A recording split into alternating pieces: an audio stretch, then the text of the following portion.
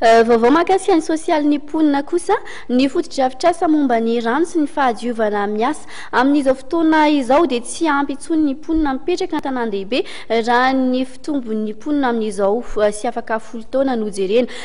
ho fitsinjovana izay indrindra ary dia miara-misalahy ireo mpisehatra eo amin'ny tontolon'ny rano sy ny fahadiovana isany amin'izany ara-mofo ny OASUP. Olona roa hetsy isa-taona no miakatra andrenivohitra ary ny ray apatelo malagasy no mipetraka an-tanan-dehibe araka ny fanadihadiana natao. Raha ny fivoaran'ny fitombon'ny mponina an-tanan-dehibe dia hahatratra 10 tapitrisa avy ireo mponina any amin'ireo tanan-dehibe eto Madagasikara ny taona 2024 kanefa ny fotodrafitrasa misy ankehitriny dia indrindra fa ireo fotodrafitrasa momba ny rano sy ny fahadiovana dia tsy ho ampy intsony amin'izany fotoana izany. Atao anatin'ny fitotoana miasany teto Madagasikara, ny opana fampahazoana rano fisotro madio sy ny fotodrafitrasa momba ny fahadiovana ny asa no sahan'ny OASOP.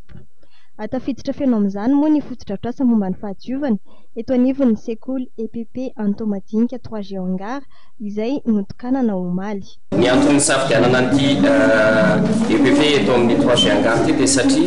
eto zany dia isan'ny EPP eto amin'ny faritra Antananarivo renivohitra izay heverinay fa isan'ireo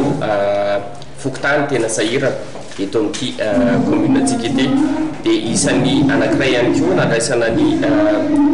ity sekoly ity zany nametrahana ny fotodrafitrasa fanadiovana dia satria ireo tompon'andraikitra ao anatin'izany sekoly izany dia nampiseho fahavononana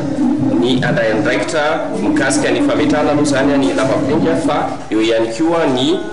fiantohana ny faharetana zany lavapiringa izany. Tahaka ireo tetikasa madinika ao anatin'ny fandaran'asa sahan'ny OASOP eto Antananarivo dia nasomatsim-bola feno avy amin'ny gouvernemanta britanika ny fotodrafitrasa notokanana omaly.